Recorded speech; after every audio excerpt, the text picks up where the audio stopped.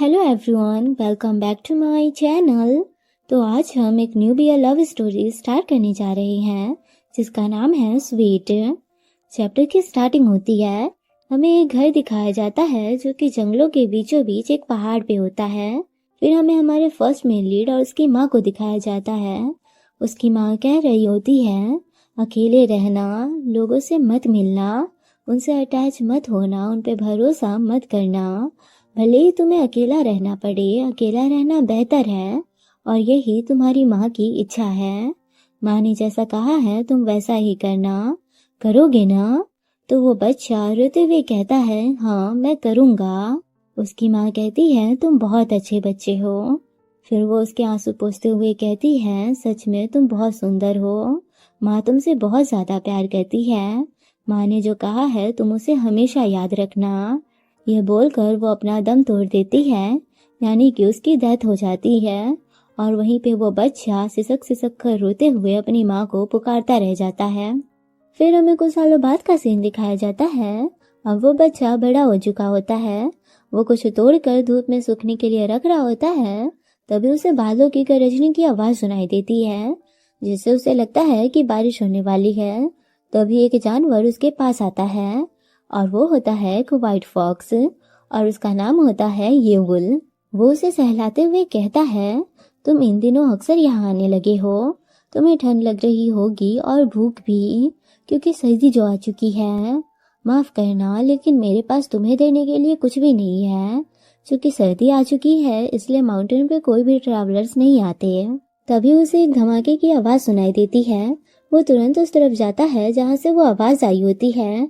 वो देखता है कि एक जगह से बहुत ज्यादा धुआं आ रहा होता है। उस धुएं को देखकर वो खुश होकर बोलता है, लगता है कि डाकू फिर से माउंटेन पे वापस आ गए हैं और ये समय बर्बाद करने का नहीं है। ये बोलते हुए वो अपने घर के अंदर जाता है और बाहर ये वुल उसका इंतजार कर रहा होता है। वो एक बैग और लालटेन के साथ बाहर निकलता है और वहां से जाते हुए कहता है, ये वुल मैं जल्दी वापस आऊंगा। ये बोलकर वो जाने लगता है। धीरे धीरे वो पहाड़ से नीचे उतरने लगता है और जैसे जैसे वो पहाड़ से नीचे उतर रहा होता है, बड़े बड़े पेड़ की छांव की वजह से जंगल में अंधेरा होता जा रहा होता है। और तभी हम देखते हैं कि उसकी एक आंख अचानक से ही पूरी तरह से ब्लैक और ब्लरी हो चुकी होती है। वो मन में सोचता है, जैसा कि मैं जानता था, मेरे लिए अंधेरे में देखना मुश्किल हो जाता है। उसे याद आता है कि उसकी माँ ने उसे इस बारे में बताया था। ब्लाइंड चिकन ये एक ऐसी स्थिति है जिसमें रेटिना की क्षमता कमजोर हो जाती है और आंखें अंधेरे में ठीक से नहीं देख पाती। साधारण शब्दों में कहें तो इसे हाफ ब्लाइंडनेस कहते हैं। और आप लोगों ने ये नोटिस किया होगा कि जो आंख उसकी छांव में थी, बस वही आंख उसकी ब्लाइंड हुई थी, दूसरी आंख बिल्कुल ही ठीक थी। इसका मतलब ये है कि अगर उसकी आंखें अंधेरे में हो तो वो ब्लाइंड हो जाती है और वो कुछ भी साफ साफ नहीं देख पाता। एग्जाम्पल के लिए, रात के अंधेरे में उसके कुछ दूरी पे आग लगी हो, लेकिन उस आग की रोशनी उसके आंखों तक नहीं पहुंच रही हो, तो वो उस आग को भी ठीक से नहीं देख सकता। वो आग भी उसे ब्लरी ही दिखेगी। लेकिन वही आग उसके आंखों के सामने लगी हो और उस आग की रोशनी उसकी आंखों तक साफ साफ पहुंच रही हो, तो वो उस आग को भी देख सकता है और उसकी अगल बगल की चीजों को भी। मेरे कहने का सीधा सीधा मतलब ये है कि उसकी आंखें बस अंधेरे में ही ठीक से नहीं देख पाती। रोशनी में उसकी आंखें सब कुछ अच्छे से देख पाती है, साफ साफ। लेकिन जब उसकी आंखों के सामने अंधेरा आता है तो उसकी आंखें ब्लाइंड हो जाती है। तो चलो अब स्टोरी में आगे बढ़ते हैं। अब वो लड़का फाइनली वहां पहुंच चुका होता है जहाँ की उसे पहुंचना था। वो लालटेन को फेंकता है और उसकी आग को भी बुझा देता है। हम देखते हैं कि सूरज पूरी तरह से ढलने वाला होता है, यानी कि रात होने वाली होती है। वो लड़का आगे बढ़ता है और जाकर झाड़ियों में छुप जाता है। हम देखते हैं घोड़ा, कुछ जंगली सूअर जो कि मरे हुए पड़े होते हैं। वहीं पे एक आदमी बैठा हुआ होता है और उसके बगल में एक बैग भी पड़ा हुआ होता है और आग भी जल रही होती है। इन्हीं चीजों को देखने की कोशिश वो लड़का कर रहा होता है, लेकिन उसे कुछ भी साफ साफ नहीं दिख रहा होता है उसकी बीमारी की वजह से। वो उस आदमी को देखकर सोचता है, एक ट्रैवलर जो कि सोया हुआ लग रहा है और उसके बगल में पड़ा वो बैग और वो जंगली सूअर। क्या उसने अकेले ही उन जंगली सूअर को खत्म कर दिया? क्या मैं उसके जैसे कौशल वाले व्यक्ति को लूट सकता हूँ? ऐसा ना हो कि मैं किसी बड़ी मुसीबत में फंस जाऊं। मुझे बहुत भूख लगी है। मुझे तो ये भी याद नहीं है कि कब मैंने अच्छे से खाना खाया था। ठीक है, चोरी वैसे भी ये मेरा पहली बार नहीं है। वो खुद को मना के आगे बढ़ता है। वो मन ही मन उससे माफ़ी मांगता है कि मुझे माफ़ कर दो। ये सर्दी के दिन मेरे लिए बहुत ज़्यादा मुश्किल होते हैं और ना चाहते हुए भी मुझे ये सब करना पड़ता है। वो उसके बगल में से उस बैग को उठाता है और उस आदमी को देखकर सोचता है कि वो अभी भी सो रहा है। फिर वो कटे हुए सूअर के मांस को उठाता है और वहां से जाते हुए वो फिर से मुड़कर उस आदमी को देखता है कि कहीं वो जाग तो नहीं गया। हम देखते हैं कि उस लड़के के कुछ दूर जाने के बाद उस आदमी की उंगलियां हिलती है, यानी कि वो सोया हुआ नहीं होता, वो बस सोने का प्रिटेंड कर रहा होता है। दूसरी तरफ वो लड़का तेजी से दौड़ते हुए अपने घर की तरफ जा रहा होता है और वो बहुत ज़्यादा खुश भी लग रहा होता है क्योंकि फाइनली उसका मिशन कंप्लीट हो चुका होता है, उसे खाना मिल चुका होता है। वो घर पे पहुंचता है और येवुल को दिखाता है कि देखो मैं किन चीज़ों को लाया हूँ। फिर वो उस मांस को रखते हुए कहता है, कल सूरज निकलने के बाद हम इसे भून लेंगे। आज बहुत ज़्यादा देर हो चुकी है, अगर मैं आग जलाऊंगा तो उसे पता चल जाएगा। फिर वो उस बैग को खोल के देखता है। उसमें ज़्यादा चीज़ें तो नहीं होती, लेकिन जितनी भी चीज़ें होती है वो काफ़ी महंगी लग रही होती है। सबसे ज़्यादा महंगी तो वो तलवार लग रही होती है। वो उस तलवार को हाथ में लेकर बोलता है, वाह ये कितनी महंगी लग रही है। अगर मैं इसे बेच दूंगा तो मैं पूरे 1 साल सेफली यहाँ रह सकता हूँ। फिर वो उस स्क्रोल को खोल के देखता है, अरीन विलेज, गुफा निवास। फिर वो उसे फेंक कर बोलता है, ये क्या बकवास है, ये तो बिल्कुल भी नहीं बिकेगी। फिर वो उस कपड़े को उठाकर देखता है जो कि उसकी हाइट से भी ज़्यादा बड़ी होती है। वो उसे ओढ़ कर लेट जाता है। उसे उसमें बहुत ज़्यादा वार्म फील होता है तो वो सोचता है कि मुझे इसे ब्लैंकेट की तरह ही यूज़ करना चाहिए। ये सोचकर वो उसे ओढ़ कर सोने लगता है और मन में बोलता है, तो ऐसे भी दिन होते हैं, काश मेरा हर दिन ऐसे ही बीते। थोड़ी देर बाद उस लड़के को बहुत ज़्यादा गर्मी लगने लगती है। उसे ऐसा लगता है कि वो कपड़ा बहुत ज़्यादा अच्छा और मोटा है, इसलिए उसे इतनी ज़्यादा गर्मी लग रही है। गर्मी के कारण वो झटके से उठता है और अपने सामने देखता है। वो देखता है कि उसके पूरे घर में आग लग चुकी होती है और आग छत से नीचे भी गिर रही होती है। वो और येवुल दोनों ही बहुत ज़्यादा डर जाते हैं। दोनों बाहर की तरफ भागते हैं। भागते भागते उस लड़के का पैर एक पत्थर से टकराता है और वो नीचे गिर जाता है। तभी एक आवाज आती है, व्हाट द हेल। मैंने सोचा था कि ये किसी प्रकार का चूहा है जो कि गलती से अंदर घुस आया था, लेकिन अब पता चला ये तो इस प्रकार का चूहा है। वो आदमी मशाल को नीचे फेंकता है और हाथ में बंदूक लिए उस लड़के की ओर बढ़ने लगता है। उस लड़के को बंदूक के बारे में कुछ भी नहीं पता होता।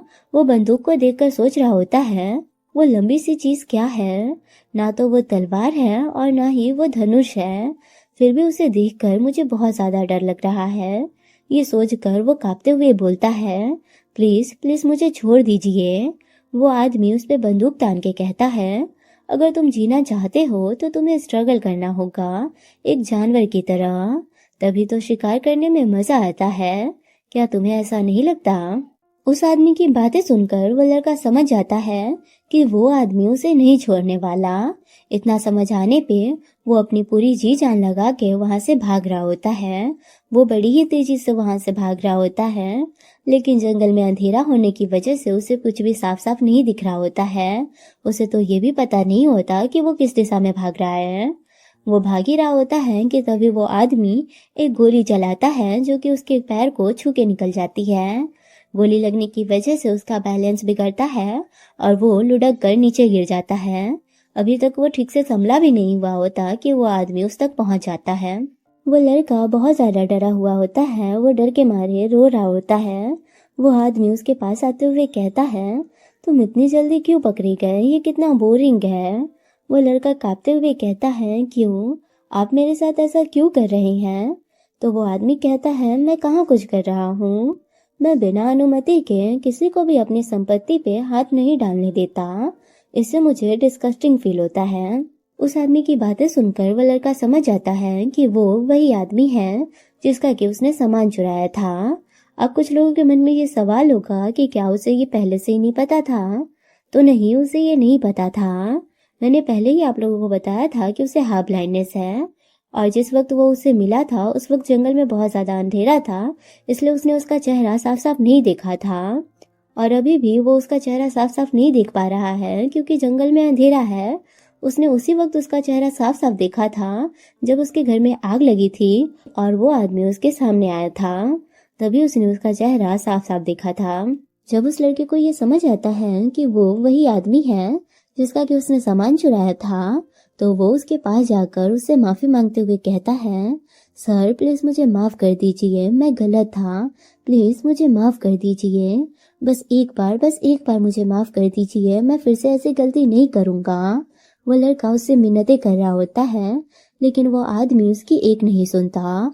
वो अपना खंजर निकालता है और उस लड़के के हथेली के बीच में मार देता है, जिससे कि वो लड़का और भी ज़्यादा डर जाता है। वो आदमी कहता है चुप रहो। फिर वो जाकर एक पत्थर पे बैठकर कहता है, माउंटेन मोक हान साम्राज्य के सीजुंग चेंग के अधिकार क्षेत्र से संबंधित है। सीजुंग चेंग कानून के अनुसार चोरी एक गंभीर अपराध है जिसके लिए भारी जुर्माना लगाया जा सकता है, लेकिन मेरे मामले में इसका सीधा मतलब है हाथ पैर काट देना या बदले में अपनी जान देना। वो लड़का अपने घायल हाथ को थामे बहुत ज्यादा रो रहा होता है। उसकी पूरी बॉडी डर के मारे कांप रही होती है। वो आदमी कहता है, अब रोना बंद करो और काम की बात बताओ, नहीं तो अगली बार ये ब्लेड सीधे तुम्हारे गर्दन में घुस जाएगी। ये सुनकर वो लड़का तुरंत रोना बंद कर देता है और चिल्ला कर कहता है, जो कुछ भी मैंने चुराया था वो अभी भी मेरे पास है, वो सब कुछ मेरे पास है, मैं आपको वापस दे सकता हूँ, वो सब कुछ अभी घर पे है। तभी उसे याद आता है कि उसका घर तो जल गया था। जिस घर में वो अपनी माँ के साथ रहा करता था वो घर अब जल गया था। ये सब याद करके वो और भी ज्यादा सिसक सिसक कर रोते हुए कहता है, वो सब कुछ वहाँ पे था, वो तलवार, वो कपड़े, सब कुछ वहाँ पे था, और वो मांस। मुझे बहुत भूख लगी थी लेकिन मैंने एक निवाला भी नहीं खाया। फिर वो मन में बोलता है, मुझे कम से कम उसका स्वाद चख लेना चाहिए था तो शायद मुझे इतना बुरा नहीं लगता। फिर वो बोलता है, वो मांस, मुझे एक निवाला भी खाने को नहीं मिला, मैं सब कुछ आपको वापस दे सकता था यदि आपने ऐसा नहीं किया होता। तो अगर आपने आग नहीं लगाई होती सर, तो मैं आपको सब कुछ वापस दे सकता था। वो बहुत ज्यादा रोते हुए चिल्लाकर ये सब कह रहा होता है, जिससे उस आदमी का दिमाग खराब होने लगता है। वो इरिटेट हो चुका था उसकी इतनी सारी बातें सुनकर। वो बोलता है, ये सुनकर वो लड़का तुरंत शांत हो जाता है। वो आदमी उसके पास आकर कहता है, पहले तो तुम बहुत ज्यादा डरे हुए थे, अब अचानक तुम बहुत ज्यादा बोल्ड हो गए हो, तुम बहुत ज्यादा बोलने लगे हो, शायद तुम्हारी जीभ बहुत लंबी है, क्या मुझे इसे काट कर छोटा करना चाहिए? तो वह लड़का कहता है, क्या? मेरी जीभ बिल्कुल भी लंबी नहीं है, प्लीज इसे मत काटो। फिर उसे अपने हाथ में दर्द महसूस होता है। अपने आंखों में मोटे मोटे आंसू लेकर वो अपने हाथ को देख रहा होता है। फिर वो कहता है, लेकिन सर, मैंने इसे किसी बुरे इरादे से नहीं किया था, मैं बहुत समय से भूखा था, मुझे बहुत भूख लगी थी, क्या आप बस मुझे एक बार माफ नहीं कर सकते? वो आदमी कुछ नहीं कहता, वो बस ध्यान से उसे देख रहा होता है और वो लड़का मन में सोच रहा होता है, इसका कोई फायदा नहीं है, ये आदमी मुझे नहीं छोड़ेगा, ये डेफिनेटली मुझे मार देगा। ये सब सोचकर वो बोलता है, सर क्या आप कम से कम मेरी माँ की कब्र पर मुझे श्रद्धांजलि अर्पित करने देंगे? मरने से पहले मैं बस एक बार उन्हें अलविदा कहना चाहता हूँ। तो वो आदमी कहता है, मैंने कब कहा कि मैं तुम्हें मार डालूंगा? तो वो लड़का कहता है, क्या? तो वो आदमी कहता है, मुझे तो याद नहीं कि मैंने ऐसा कहा था कि मैं तुम्हें मार डालूंगा, लौटा दो जो तुमने लिया था, रीपे करो। तो वो लड़का कहता है, रीपे? मेरा घर तो जल गया और अब मेरे पास कुछ भी नहीं बचा है। फिर वो उस आदमी की ओर देखकर कहता है, सर मैं आपको क्या लौटाऊं, मैं सचमुच मूर्ख हूँ, मैं सचमुच नहीं जानता कि कैसे, लेकिन आप मुझे बताएंगे तो मैं मान जाऊंगा। वो आदमी कहता है, तुम्हारी बॉडी काफी हद तक सही सलामत है, अगर तुम मेरे पैसे लौटा दो तो मैं तुम्हें छोड़ दूंगा। ये सुनकर वो लड़का कंफ्यूज हो जाता है। वो मन में सोचता है, इसका बदला मैं अपनी बॉडी से चुकाऊं, इसका मतलब क्या है? क्या इसका मतलब ये है कि वो मेरे हाथ पैर काट देगा? नहीं नहीं नहीं, इसका मतलब ये नहीं हो सकता। इसका मतलब ये होगा कि वो मुझे नौकर के रूप में इस्तेमाल करेगा। ये सब सोचकर वो कॉन्फिडेंट होकर बोलता है, सर मैं करूँगा, आप जो भी मुझे ऑर्डर देंगे वो सब कुछ मैं करूँगा। वो आदमी कुछ सोच रहा होता है, फिर वो अपना हाथ उस लड़के की ओर बढ़ाता है तो वो लड़का डर जाता है। वो आदमी उसके सर को सहलाते हुए उसे देख रहा होता है। वो सोचता है उसकी आंखें पूरी तरह से काली हैं। वो कब से उसका सिर सहला रहा होता है तो वो लड़का कंफ्यूज हो चुका होता है। वो कहता है सर, तब जाके वो आदमी उसके सर से हाथ हटाता है और अपना बंदूक उठा के वहां से जाते हुए कहता है मेरे पीछे आओ। तो वो लड़का भी यस सर बोलकर उसके पीछे जाने लगता है। तभी अचानक उसे येउल की याद आती है। वो पीछे मुड़कर येउल को ढूंढ रहा होता है, लेकिन येउल उसे नहीं दिख रहा होता। वो आगे बढ़ते हुए बार बार पीछे मुड़कर येउल को ढूंढ रहा होता है, लेकिन येउल उसे कहीं भी नहीं दिख रहा होता है। शायद उसे येउल को अकेले यहाँ छोड़ के जाने में डर लग रहा हो। धीरे धीरे वो दोनों जंगल से बाहर जाने लगते हैं और पीछे से देखने में ऐसा लग रहा होता है कि जैसे कोई उन्हें जाते हुए देख रहा हो। वैसे इस चैप्टर को एक्सप्लेन करते हुए मैंने एक चीज नोटिस किया, जब उसकी मॉम बोलती है कि तुम बहुत सुंदर हो, तब हमें उसके बचपन का एक पिक दिखाया जाता है जिसमें उसकी आंखें गोल्डन कलर की होती है, ब्लैक नहीं गोल्डन कलर की होती है। तो आप इस बात को ध्यान में रखिएगा कि पहले उसकी आंखें गोल्डन कलर की थी, ब्लैक कैसे हुई वो तो हमें आगे ही पता चलेगा। तो चलिए स्टोरी में आगे बढ़ते हैं। हमें चा फैमिली के बाहरी हेडक्वार्टर को दिखाया जाता है जहाँ की नौकर रहते हैं। वहीं पे वो लड़का सोया हुआ होता है, तभी उसे खाने की खुशबू आती है। जब वो अपनी आंखें खोलकर देखता है तो उसके सामने एक टेबल पे कई प्रकार के खाने रखे होते हैं। वो उठते ही उस टेबल के पास जाते हुए कहता है, क्या क्या ये चावल है? ये बोलते हुए वो उस चावल के बाउल को उठाने जा रहा होता है। तभी एक लेडी बोलती है, अरे बाप रे, ऐसा लगता है कि तुम्हारे अंदर कोई भूखी आत्मा छिपी हुई है। मुझे लगता है कि तुम बहुत समय से भूखे हो। वह लड़का कहता है, माफ करना, मैंने आपको नहीं देखा, मैं नींद में था। और वो मन में बोलता है, मुझे तो बहुत भूख लगी थी, इसलिए मेरा ध्यान सिर्फ खाने पे गया और किसी चीज पे तो मेरा ध्यान गया ही नहीं। वो लेडी कहती है, मैंने ये खाना तुम्हारे लिए ही परोसा है। तो वो लड़का कहता है, मेरे लिए? सच में? क्या ये मेरे लिए है? तो वो लेडी कहती है, अगर तुम इसे नहीं खाओगे तो ये बर्बाद हो जाएगा। तो वो लड़का तुरंत खाना खाते हुए कहता है, नहीं नहीं, मैं इसे खा लूंगा, सच में मैं इसे खा सकता हूँ। ये बोलते हुए वो जल्दी जल्दी खाने को खाने लगता है। वो खाते हुए सोच रहा होता है, ये चावल, ये सूप और इसके साथ जितनी भी चीजें हैं वो बहुत ज्यादा स्वादिष्ट है। मुझे इस तरह का गर्मा गर्म खाना खाए हुए बहुत ज्यादा समय हो चुका है। ये सोचते हुए वो खाना खाते खाते रोने लगता है। तो वो लेडी चौंक कर बोलती है, अरे बाप रे, तुम रो क्यों रहे हो? तो वो लड़का रोते हुए कहता है, क्योंकि खाना बहुत ज्यादा स्वादिष्ट है, ये बहुत ज्यादा बढ़िया है। तो वो लेडी कहती है, तुम कितने मजेदार आदमी हो, क्या तुम्हें पता है कि तुम कहाँ हो?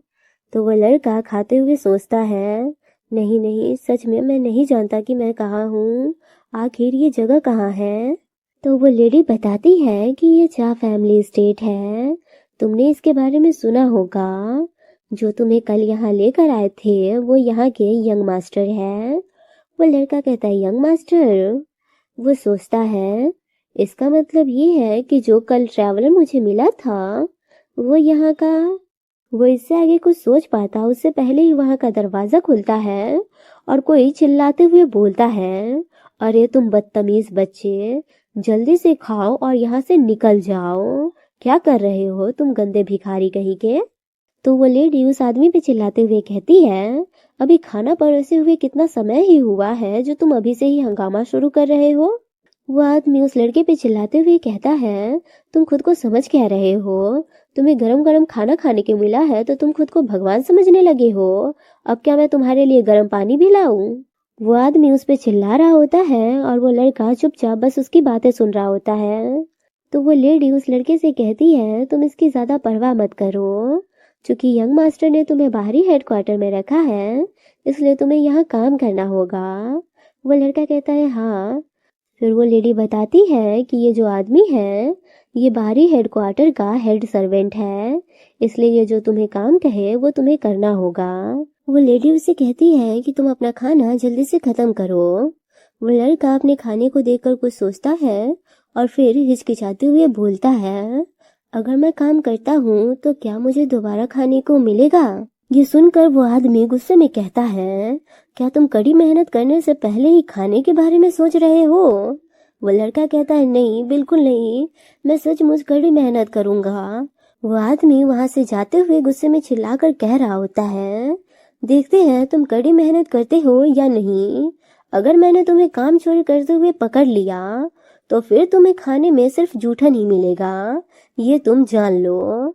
ये बोलकर वो वहां से गुस्से में दरवाजा बंद करके चला जाता है। तो वो लेडी कहती है, ओह, वो कितने गुस्से में है। उस आदमी की बातें सुनकर वह लड़का मन में सोच रहा होता है, अगर आलसी लोगों को भी खाना मिल रहा हो तो बचे हुए चावल में कोई बुरा खाना नहीं है। ये तो सचमुच में एक अच्छी जगह है। अगर मैं अपने काम में ढिलाई भी करता हूँ तो भी वो मुझे बचे हुए चावल तो दे ही देंगे। ये सोचकर वो कॉन्फिडेंट होकर बोलता है, सच में मैं कड़ी मेहनत करूँगा। कम से कम मुझे तो ऐसा ही लगा था। लेकिन 15वें दिन तक। फिर हमें 15वें दिन का सीन दिखाया जाता है। उस लड़के के हाथ से एक मटका गिरकर टूट जाता है तो वो आदमी उस पर चिल्ला रहा होता है कि तुम कितने मटके को तोड़ने वाले हो? जब से तुम यहाँ आए हो तुमने बहुत सारे मटके को तोड़ दिया है। तुम्हें क्या लगता है ये फ्री में आता है? इनमें भी पैसे लगते हैं। तुम बस सब चीजों को बर्बाद कर रहे हो, कमीने मूर्ख कहीं के। तुम अच्छा खाना खा रहे हो, खुद को गर्म रख रहे हो, आराम से अपना जीवन जी रहे हो, है ना? इसलिए तुम आधे मन से काम कर रहे हो और आलस कर रहे हो। वो लड़का कहता है, नहीं, ये सच नहीं है। और वो मन में सोचता है, मैं सचमुच कड़ी मेहनत कर रहा हूँ। मैंने सुबह उस गार्डन की सफाई की थी, फिर बड़े से हॉल की सफाई की थी, फिर अस्तबल की सफाई की थी, उसके बाद उसके बगल में मुर्गी रखने वाली जगह की भी सफाई की थी, फिर मैंने नहान घर की भी सफाई की थी। ये सब सोचकर वो बोलता है, अजूसी, मैं सचमुच कड़ी मेहनत कर रहा हूँ। ये सुनकर वो आदमी उसके गाल पे जोर से मार के कहता है, तुम फिर से पलटकर मुझे जवाब दे रहे हो। वो आदमी उस पर चिल्ला रहा होता है और वो बेचारा लड़का अपने गाल को थामे बस रोने ही वाला होता है कि तभी वहां पे वो लेडी आती है और कहती है, बस अब तुम बस यहीं पे रुक जाओ, तुम बहुत ज्यादा कर रहे हो। तुम इससे बार बार भारी काम क्यों करवा रहे हो? क्या तुम्हारे पास आंखें नहीं है? अगर है तो उसका इस्तेमाल करो। फिर वो लेडी उस लड़के के बाहों को दिखाते हुए कहती है, वो अपनी पतली दुबली बाहों से अपने से बड़े मटके को कैसे उठा सकता है? तुम तो बस इस बेचारे से बच्चे को परेशान कर रहे हो, है ना? ये सुनकर वो आदमी हंसते हुए कहता है, एक मामूली औरत की हिम्मत कैसे हुई यहाँ आवाज उठाने की? तो वो औरत कहती है, तुम होते कौन हो शिकायत करने वाले? यहाँ तुम्हारी आवाज सबसे ज्यादा बुलंद है। ये सुनकर सभी लोग एक दूसरे से बातें करने लगते हैं, फुसफुसाने लगते हैं। कोई कहता है कि ऐसा लगता है कि फिर से तलाशी होने वाली है और किसी की चोरी पकड़ी जाने वाली है। ये सुनकर वो आदमी को बहुत ज्यादा गुस्सा आता है और वो अपना गुस्सा उस लड़के पे उतारने जा रहा होता है तो वो लेडी चिल्ला कर कहती है, आगे बढ़ो। अगर इसी तरह से तुम आगे बढ़ते रहे और शोर शराबा करते रहे तो ये बात जरूर ही यंग मास्टर के कानों में पहुंच ही जाएगी। यंग मास्टर का नाम आते ही वो आदमी तुरंत शांत हो जाता है और वो औरत कहती है, यंग मास्टर को शोरगुल से सबसे ज्यादा नफरत है। क्या तुम आगे बढ़ना चाहते हो? अगर ये शोरगुल यंग मास्टर के कानों तक पहुंच गई तो तुम जान जाना कि तुम्हारी हालत कैसी होगी। वो लड़का उस आदमी की तरफ देखकर सोच रहा होता है, जो आदमी किसी भी चीज से नहीं डरता वो उस आदमी का जिक्र आते ही डर गया, सिकुड़ गया, वो कुछ नहीं कर रहा है। ऐसा लगता है कि वो आदमी बहुत ज्यादा पावरफुल है। और यहाँ वो आदमी सोच रहा होता है, वो औरत फालतू में ही मुसीबत मोल रही है। मालिक ने तो उसे बस कुछ घरेलू काम के लिए रखा था, लेकिन अब वो मुझसे जवान लड़ा रही है, मुसीबत मोल रही है। देख लेना, मैं उसका कुछ ना कुछ तो कर ही दूंगा। और यहाँ वो लड़का मन में सोच रहा होता है, यंग मास्टर इस हाउस होल्ड के मास्टर हैं, यानी कि यहाँ की हाईएस्ट अथॉरिटी यंग मास्टर के पास है। वो जो कहेंगे वही यहाँ पे होगा।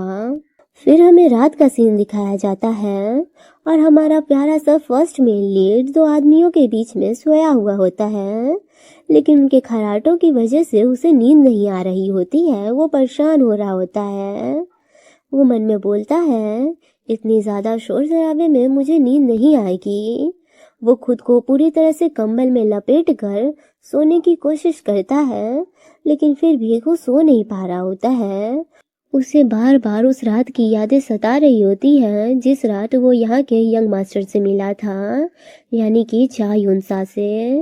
वो मन में बोलता है, चा युनसा, मैं जब से यहाँ आया हूँ मेरी उससे एक बार भी मुलाकात नहीं हुई। उसके बाल काले थे, वो लंबा था और उसकी आवाज़ धीमी थी। और इससे पहले मैं उसके जितने निर्दयी आदमी से कभी नहीं मिला था। ये सोचकर ही उसका सर जोरों से दर्द करने लगता है। वो अपने हाथ को देखता है जिसमें कि युनसा ने खंजर भोंक दिया था। वो उस घाव को सहलाते हुए सोचता है, मैं उम्मीद करता हूँ कि मैं दोबारा उससे ना मिलूँ, भले ही कुछ भी हो जाए। अगर वो मेरे सामने आया तो मैं फिर से बुरी तरह से कांपने लगूंगा। मैं सच में उससे नहीं मिलना चाहता। हमें फिर से चा फैमिली के बाहरी हेडक्वार्टर को दिखाया जाता है जहाँ के नौकर रहते हैं और काम करते हैं। फिर हमें उस लड़के को दिखाया जाता है जो कि काम करने के लिए तबेले में जा रहा होता है। जब वो तबेले के अंदर जाता है तो उसे किसी के दर्द में कराने की आवाज़ें सुनाई देती है। जाहिर तौर पे वो मॉर्निंग की आवाज़ें होती है। जब दो लोग इंटीमेट होते हैं उस टाइम पे जो वो आवाज़ें निकालते हैं उसे ही मॉर्निंग कहते हैं।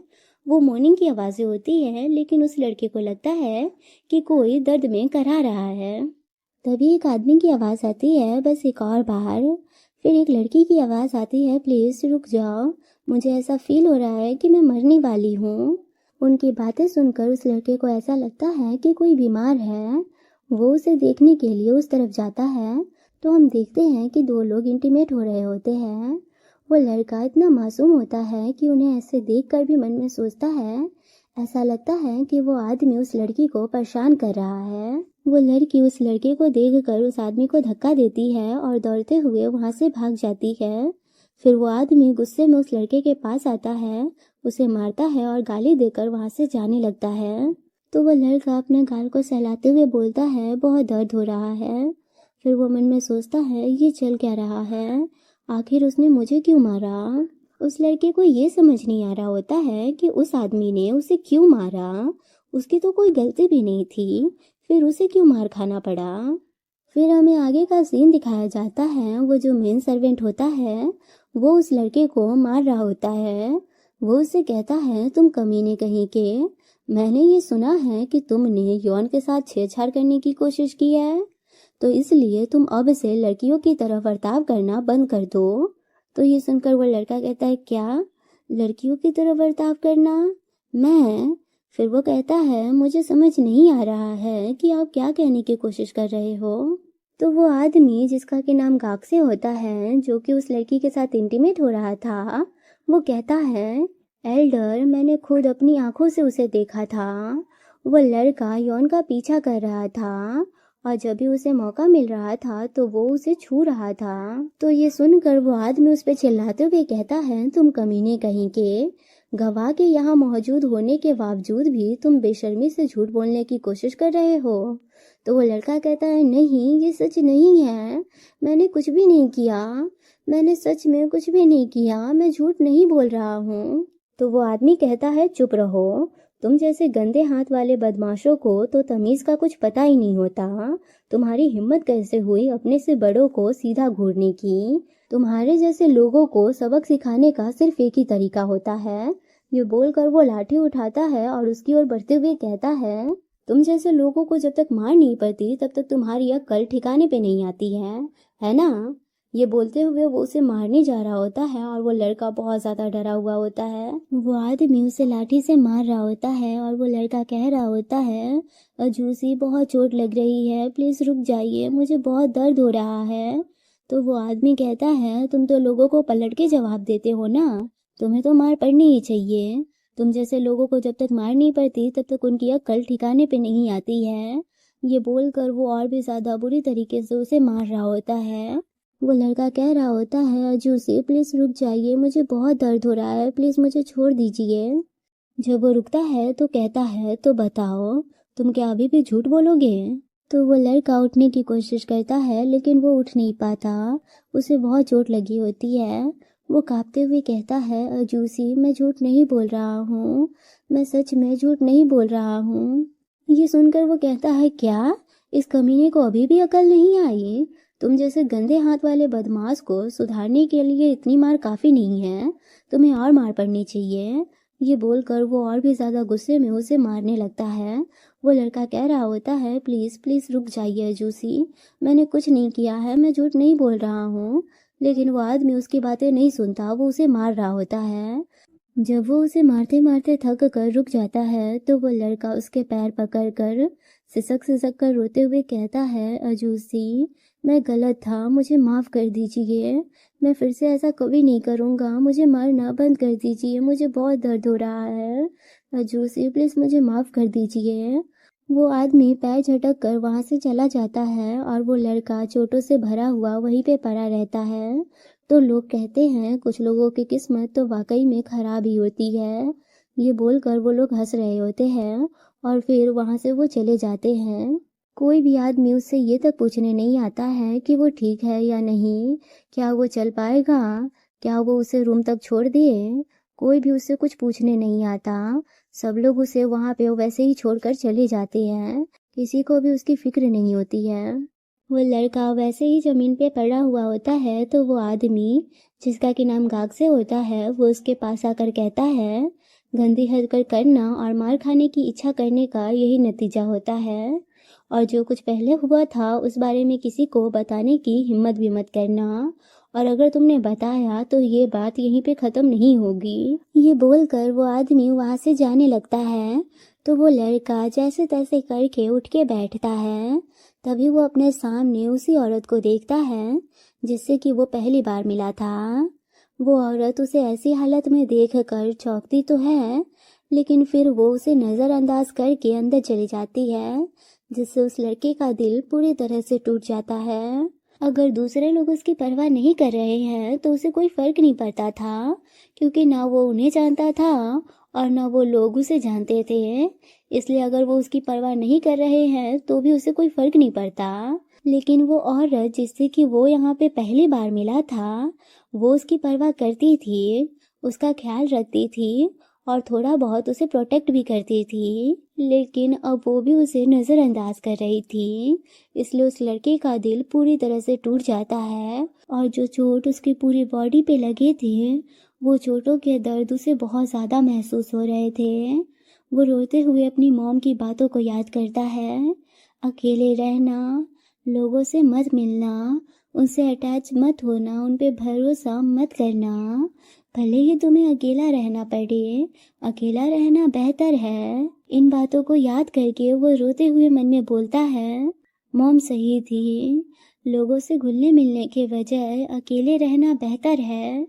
फिर वो अपनी चोटों को देखता है और उठते हुए सोचता है, मुझे यहाँ से भागना पड़ेगा, मुझे फिर से वापस जाना पड़ेगा मॉम और येवुल के पास, मुझे माउंटेन मोक पर वापस जाना पड़ेगा। ये सब सोचते हुए वो वहाँ से जाने लगता है। फिर हमें 2-3 दिन बाद का सीन दिखाया जाता है जहाँ वो लड़का गार्डन की सफाई कर रहा होता है। तभी वो नोटिस करता है कि उसके आसपास कोई भी नहीं है। वो सोचता है सब लोग कहाँ चले गए, क्या ज़्यादा ठंड होने की वजह से सब लोग जल्दी अंदर चले गए। जब उसे ये एहसास होता है कि उसे देखने वाला कोई नहीं है तो उसे भागने का मौका मिल जाता है। वो झाड़ू वाड़ू फेंक के वहाँ से भागने लगता है, इस आस में कि वो फिर से अपने घर पे वापस चला जाएगा, यानी कि वो माउंटेन मोक पे वापस चला जाएगा। वो भागते भागते एक जगह पे पहुँचता है जो कि वाकई में सुंदर लग रही होती है। वो उस जगह की सुंदरता निहारते निहारते आगे बढ़ता है। तभी वो अपने सामने एक आदमी को देखता है जो कि सोया हुआ लग रहा होता है। वो उसे देखते देखते आगे बढ़ रहा होता है। उसकी नजरें तो उस आदमी पे से हटी नहीं रही होती है। वो आदमी उसे बहुत ज़्यादा सुंदर लग रहा होता है। वो ध्यान से उसे देखते देखते आगे बढ़ रहा होता है। तभी उसे खाने की खुशबू आती है। वो देखता है कि उस आदमी के बगल में एक टेबल पे कई प्रकार के पकवान रखे होते हैं। वो तुरंत उस पकवान की ओर बढ़ते हुए सोचता है, ये तो बहुत ज़्यादा डिलीशियस लग रहे हैं। ये सोचकर वो उनमें से एक पीस उठाने जा ही रहा होता है कि तभी उसे याद आता है, नहीं, मुझे ऐसा नहीं करना चाहिए। मुझे तो मामूली सी चोरी के लिए यहाँ घसीट कर ले आया गया था, तो मुझे फिर से ऐसी गलती नहीं करनी चाहिए। फिर वो उस आदमी की ओर देखकर सोचता है, क्या मुझे इससे परमिशन लेनी चाहिए? वो उसे ध्यान से देखते हुए सोचता है, उस आदमी की स्किन तो पास से देखने में और भी ज़्यादा स्मूथ और ग्लॉसी लग रही है, और तो और उसके हेयर और एब्रो के कलर भी डार्क है। उसकी लिप्स के शेप भी परफेक्ट है और उसकी जॉ लाइन भी शार्प है। सीधे तौर पे कहूँ तो सच में वो बहुत ज़्यादा हैंडसम है। ये सब सोचते सोचते वो लड़का नोटिस करता है कि वो आदमी बहुत समय से मूव नहीं हुआ है, तो उसे ऐसा फील होने लगता है कि कहीं वो मर तो नहीं गया। वो मन में सोचता है, क्या वो मर गया है? नहीं नहीं, ऐसा नहीं हो सकता, वो मरा हुआ नहीं हो सकता। वो ये चेक करने के लिए अपना हाथ आगे बढ़ाता है कि वो आदमी जिंदा है या नहीं है। तभी उस आदमी की आवाज़ आती है कि अपना हाथ मुझसे दूर रखो। ये सुनकर वो लड़का तुरंत अपना हाथ पीछे ले लेता है और वो आदमी अपनी आंखें खोलकर उसे ध्यान से देख रहा होता है, और वो लड़का भी उसे ध्यान से देखकर सोच रहा होता है, आंखें खुली होने पर तो वो और भी ज़्यादा हैंडसम लगता है। नहीं, बस हैंडसम ही नहीं, बहुत बहुत ज़्यादा हैंडसम लगता है। वो लड़का ये सब सोच रहा होता है और वो आदमी स्मोक पाइप से स्मोक कर रहा होता है। तभी अचानक उस लड़के के पेट से आवाज़ आती है, तो वो लड़का शर्मा जाता है। दोनों ही थोड़ी देर के लिए खामोश हो जाते हैं। फिर वो लड़का हिचकिचाते हुए कहता है, माय लॉर्ड, मुझे दिन भर कुछ भी खाने का मौका नहीं मिला, तो क्या मैं उसमें से बस एक राइस केक खा सकता हूँ? तो वो आदमी कुछ नहीं बोलता। तो वो लड़का घबराते हुए कहता है, मैं बस एक ही राइस केक खाऊंगा, मैं प्रॉमिस करता हूँ। और वो शर्माते हुए सोच रहा होता है, इतने हैंडसम आदमी के सामने तो मुझे बहुत ज़्यादा शर्मिंदगी महसूस हो रही है। वो लड़का ये सब सोच रहा होता है और वो आदमी, जिसका कि नाम चाय उनसा है, जिसके बारे में हमें पता है कि वो वही आदमी है जो कि उस लड़के को यहाँ लेकर आया था, लेकिन उस लड़के को ये नहीं पता है कि वो वही आदमी है जो कि उसे यहाँ लेकर आया था। चाय उनसा जब उसके मुंह पे स्मोक छोड़ता है तो वो लड़का खांसने लगता है, जिससे कि चाय उनसा स्माइल करता है और उसे इशारा करता है। तो वो लड़का कहता है, क्या इसका मतलब ये है कि मैं इसे खा सकता हूँ? जब उसे ये परमिशन मिल जाती है कि वो उसे खा सकता है, तो वो चाय उनसा को थैंक यू बोलकर उसे खाने लगता है। वो सभी चीज़ें उसे बहुत ज़्यादा डिलीशियस लग रही होती है। वो धीरे धीरे खाते ही जा रहा होता है। फिर वो रुककर बोलता है, माय लॉर्ड, क्या मैं और खा सकता हूँ? तो चाय उनसा अपना सिर घुमा लेता है। तो वो लड़का थैंक यू बोलकर सभी चीज़ों को ख़त्म कर देता है। फिर वो लड़का वहाँ से जाने के लिए खड़ा होता है। वो चाय उनसा से कहता है, थैंक यू माय लॉर्ड, मेरी हेल्प करने के लिए। तो चाय उनसा कुछ नहीं कहता। तो वो लड़का मन में सोचता है कि वो ज़्यादा बात करने वाले नहीं लगते। फिर वो बोलता है, माय लॉर्ड, क्या आपको ठंड नहीं लग रही है? आपने बहुत पतले कपड़े पहने हैं, तो क्या आपको ठंड नहीं लग रही? फिर वो बोलता है, मुझे माफ़ कर दीजिएगा, मुझे आपसे ऐसे सवाल नहीं पूछने चाहिए थे। फिर वो वहाँ से जाते हुए कहता है, ठीक है, तो मैं अब चलता हूँ। चलते चलते उस लड़के को याद आता है कि उसे तो ये पता ही नहीं है कि माउंटेन मोकवे जाने का रास्ता किधर से है। ये याद करके वो फुदकते फुदकते चाय उनसा के पास आता है और कहता है, माय लॉर्ड, क्या आपको पता है कि माउंटेन मोकवे जाने का रास्ता किधर से है? क्या आप मुझे बता सकते हैं? तो ये सुनकर चाय उनसा शांत हो जाता है। फिर वो अपने स्मोक पाइप को धराम से नीचे रखकर गुस्से में कहता है, तुमने क्या कहा? तो वो लड़का डरते हुए कहता है, माउंटेन मोक। तो चाय उनसा उसकी ओर बढ़ते हुए कहता है, माउंटेन मोक है ना? लेकिन क्यों? तो वो लड़का पीछे जाते हुए कहता है, क्योंकि मेरा घर वहाँ है। चाय उनसा उसके पास आ रहा होता है और वो लड़का उससे दूर जाते हुए सोच रहा होता है, ये अजीब सा प्रेशर क्या है? ये जाना पहचाना फील हो रहा है। पीछे जाते जाते उसका पैर पत्थर से टकराता है और वो नीचे गिर जाता है। चाय उनसा उसके पास आते हुए कहता है, ये तो वाकई में अजीब बात है। मैंने तुमसे कभी ये नहीं कहा था कि तुम यहाँ से जाने के लिए फ्री हो। क्या मैंने ऐसा कुछ कहा था? वो लड़का सोच रहा होता है क्या ये वही आदमी है, और चायुनसा उसके पास आते हुए बोलता है, मैंने तुमसे पूछा कि मैंने ऐसा कुछ कहा था। ये बोलते हुए वो उसका गला पकड़ के उसे हवा में उठा देता है। वो लड़का सोचता है ये वही आदमी है जिसने कि मेरे घर को जला दिया था, मुझे चोट पहुंचाई थी, यहाँ का यंग मास्टर चायुनसा।